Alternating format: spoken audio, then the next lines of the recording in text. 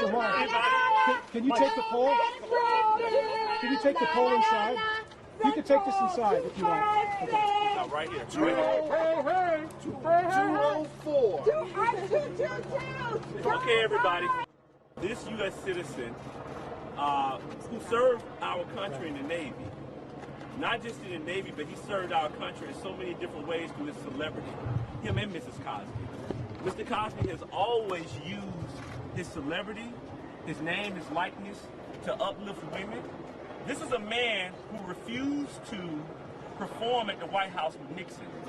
Nixon put him on a communist list in the 60s, along with so many other great names like Dick Gregory, Jane Fonda.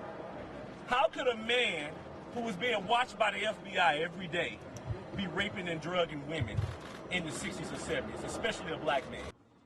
He served 3 years of an unjust sentence. Too long, too long. He did it with dignity and principle, and he was a mentor to other inmates. Yes. He was really, as I say, doing the time. The time was not doing him. He's a classy man. And I want to say this about the Pennsylvania Supreme Court. They demonstrated that they were impervious to the court of public opinion, which, frankly, the lower courts were not.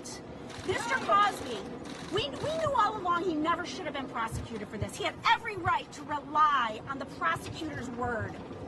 And they pulled the rug out from underneath him because of politics, because of the court of public opinion, and that is not how our system should operate.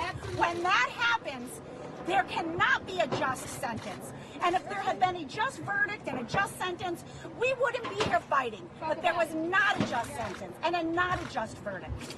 And I think it's really important that we keep our eye on the ball, that our Constitution is sacred, and that we need to uphold it at all times. And I'm glad that the Pennsylvania Supreme Court saw it the way we did.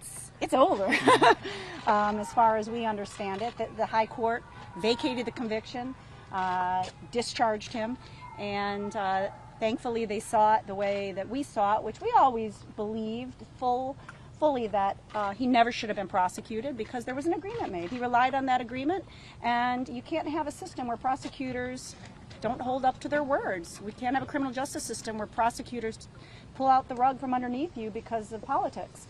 And that's what happened in this case. I'm very proud of the team that we put together, very proud to be part of this case.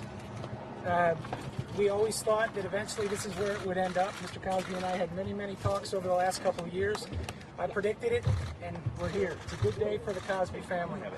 Mr. Cosby, how does it feel to be home? Well, he is extremely happy to be home. He looks forward to reuniting with his wife and his children. And obviously, this has been a hard 3 years for this entire family. And it's really a blessing for him. And he says, you know, his heart is just beating really fast, and he's happy to be here.